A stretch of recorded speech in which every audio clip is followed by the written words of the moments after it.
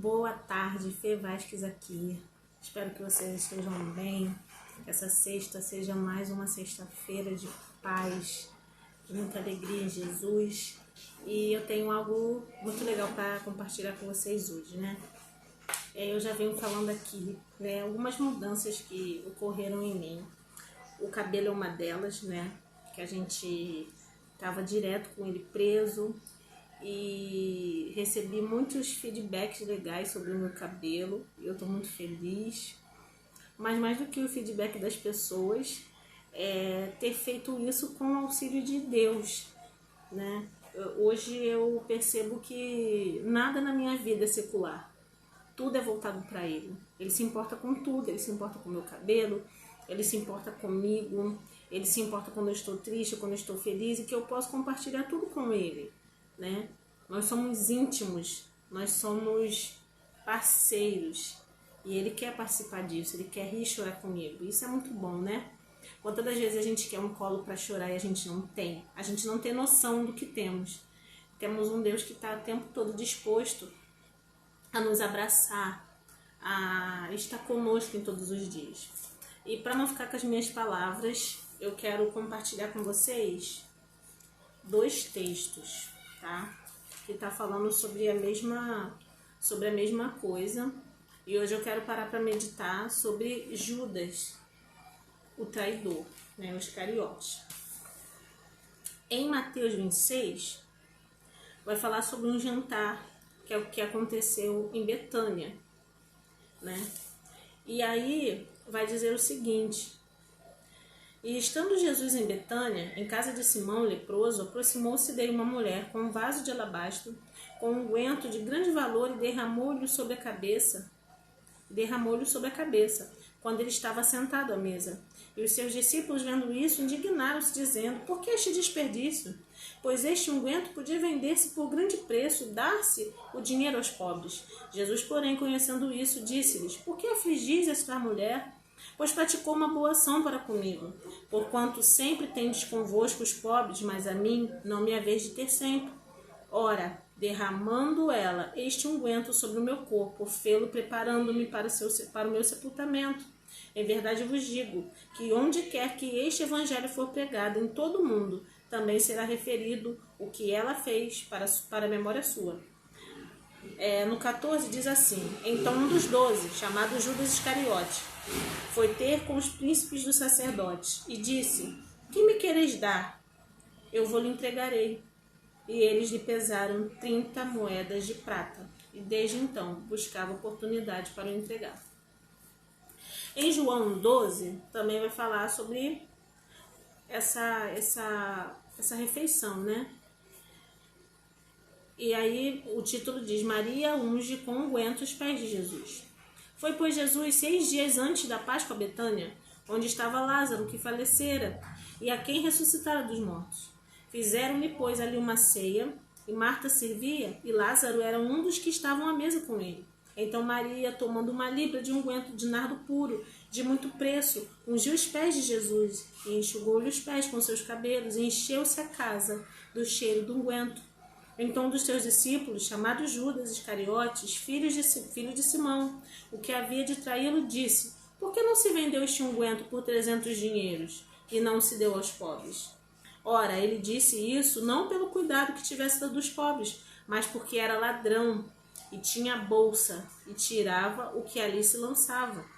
Disse, pois, Jesus: deixai-a para o dia da minha sepultura, guardou isto.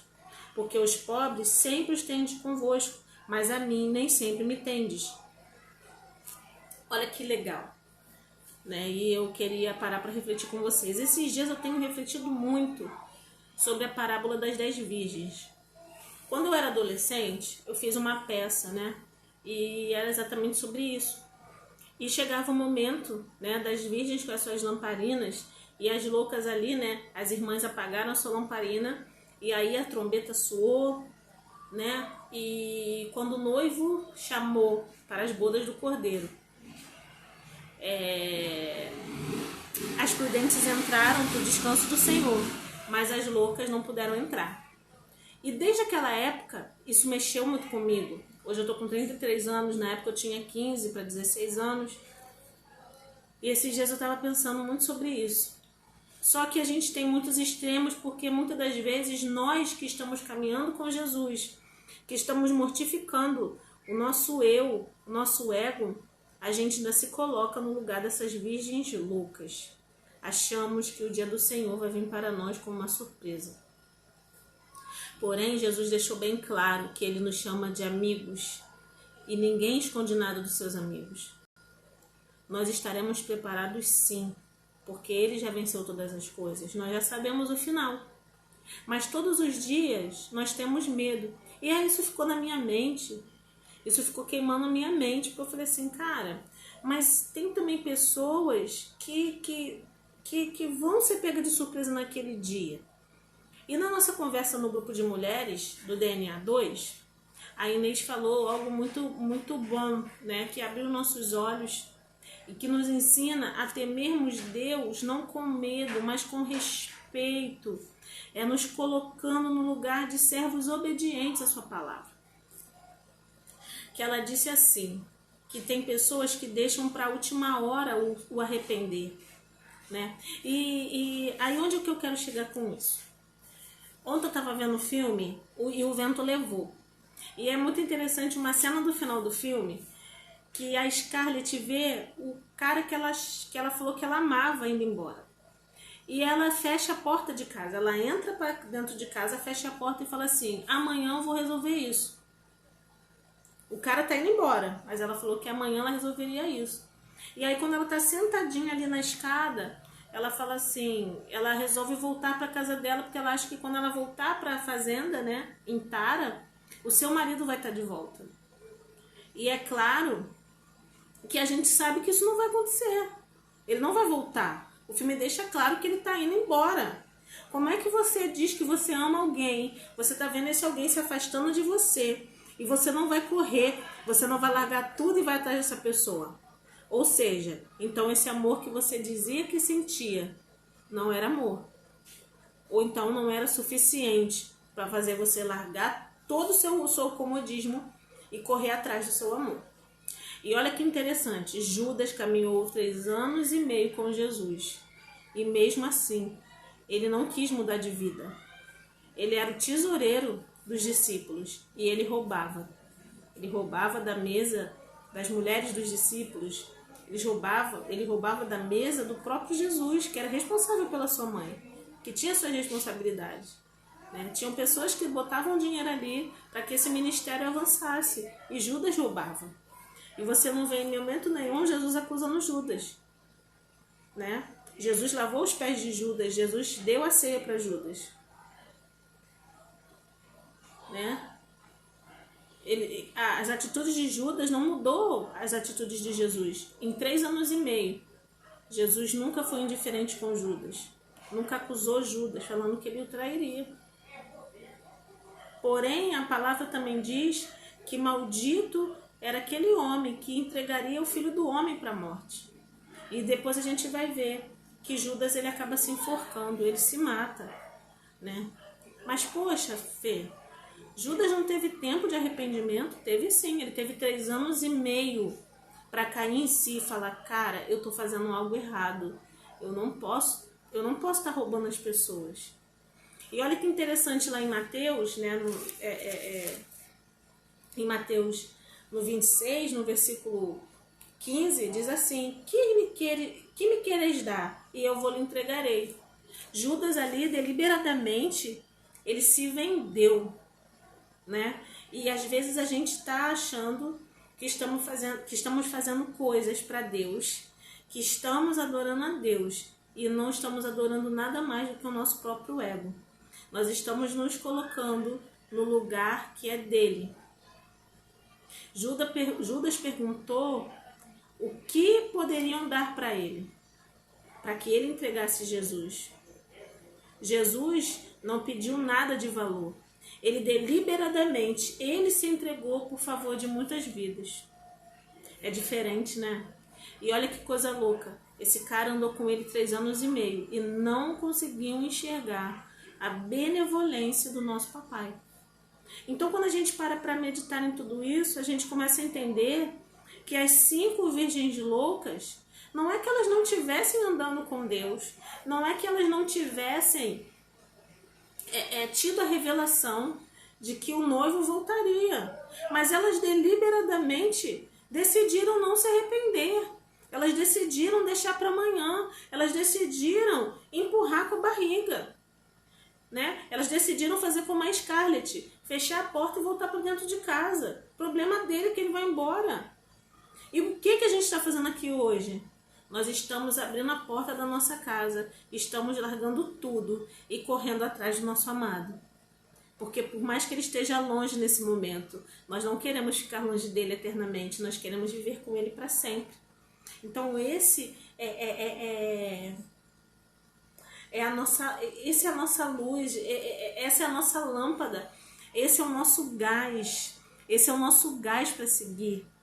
É saber que nós estamos correndo ao amado. Nós não somos a Scarlett, nós somos aquela noiva apaixonada, né, que está passando a mão no trigo e está sentindo que ele está crescendo, está ficando amarelinho. E nós estamos indo de encontro a ele, né? E é interessante porque assim, todos os discípulos falharam, gente. Não teve nenhum que no momento que Jesus está indo para o julgamento, que não tiveram medo. Todos eles se espalharam. Jesus já tinha falado para eles, olha, vocês vão se escandalizar de mim, vocês vão fugir. O próprio Pedro negou Jesus 3 vezes. Mas sabe qual foi a diferença de Pedro para Judas? Porque Judas, ele teve remorso. Ele teve tamanho remorso que ele se enforcou. Pedro não. Pedro verdadeiramente se arrependeu. Ele chorou copiosamente. Ele percebeu que em 3 anos e meio, ele ainda não tinha aprendido nada com Jesus. Nada. A ponto de negar o seu Salvador. Mas sabe o que é legal nessa história toda? É saber que quando Jesus ressuscita, que ele vai atrás daqueles 2 discípulos em Emaús, né? Ele fala que ele aparece para outros e fala, ó, avisa Pedro que eu ressuscitei e que para eles me esperarem em Jerusalém, porque eu vou até eles, eu vou até vocês. E de repente, quando estão todos dentro da casa, muito tristonhos, o Senhor apareceu naquela casa, para os seus discípulos, para os seus irmãos. Você vê que mesmo Pedro negando Jesus, Jesus não abandonou Pedro. Jesus não falou, Pedro, olha só, você me negou, eu não quero mais saber de você. Não, o teu arrependimento é sincero, Pedro. E eu estou pronto para continuar de onde nós paramos. De onde nós paramos. Você é esse fragmento de pedra que eu vou usar para levantar a igreja, né? Essa igreja primitiva. E olha que coisa maravilhosa, chegou até nós. Então, queridos, que nós não sejamos como a Scarlett, que em vez de ir ao encontro do amado, do seu esposo, daquele que ela dizia que amava, ele entrou para dentro de casa e fechou a porta. Que nós não sejamos como as virgens imprudentes, as virgens loucas, que esperaram até o dia dele vir para poder comprar óleo, não tinha mais o que fazer. E que nós também não sejamos como Judas, que decidiu deliberadamente as coisas desse mundo, as coisas que são corruptíveis, as coisas que a traça e a ferrugem comerão. Que nós não façamos como Judas, e se estamos fazendo como Judas, que tenhamos esse momento agora de reflexão, de arrependimento. O tempo hoje é de arrependimento, para que naquele grande dia Jesus possa falar, eu te conheço, eu passei tudo com você, você não estava sozinho. Eu estava com você o tempo todo, por mais que você não me visse, por mais que você achasse que naquele momento você ia esmorecer, que você não ia continuar. Eu estava ali com você, eu te conheço. Cara, é tão profundo isso, porque antes de Pedro negar, Jesus falou, Pedro, você vai me negar. Você vai me negar. Eu sei que você vai fazer isso. Deus, ele sabe dos nossos erros, ele sabe daquilo que a gente vai falhar. Mas ao mesmo tempo que ele sabe da nossa falha, ele também sabe que nós nos arrependeremos. E ele fala pra gente, ó, volta para Jerusalém, fiquem em Jerusalém. Eu tenho algo para conversar com vocês. Eu tenho algo do meu Pai, porque Jesus não faz nada que o Pai não faça, para revelar para vocês. Não é o fim, é só o começo dessa grande história. E nós como igreja hoje, né, eu como igreja de Cristo, eu quero falar essa palavra no seu coração. Há tempo ainda para você se arrepender, mas vai chegar um tempo que não tem mais o que fazer, assim como chegou para Judas, né? Os 3 anos e meio acabaram. Judas não se lembrou daquilo que o Filho do Homem falou para ele, que morreria, mas ao 3º dia ressuscitaria. A única coisa que pesou para Judas é que maldito era aquele homem que o entregasse. Em nenhum momento Judas se arrependeu, em nenhum momento Judas parou para refletir e entendeu que aquele homem que ele entregou não era só 100% homem, era 100% Deus e poderia ter o salvado, né? Se ele abrisse o seu coração, se ele abrisse o coração para a verdade de Cristo, que ele era o Filho do Homem, que ele é a raiz de Davi. E quantos de nós, eu digo nós porque lá atrás eu também fiz muita coisa errada. Fiz muita coisa errada, muita coisa que eu me arrependo, muita coisa que eu não faria hoje, mas que fiz. E todos os dias eu tenho que reconhecer o quão miserável eu sou, o quanto preciso de Deus, o quanto preciso ser resgatada por Ele. Então, querido, querida, que nessa tarde você venha refletir. Não feche a porta, escancare a porta e corra atrás do seu amado, porque ele vai estar no caminho te esperando. Ele é o caminho e ele está nos aguardando. Hoje o chamado é escancar a porta. Abre a porta do seu coração, porque ele está batendo. E aquele que abrir, ele será com ele e Cristo com ele, tá? Fique na paz, Deus te abençoe.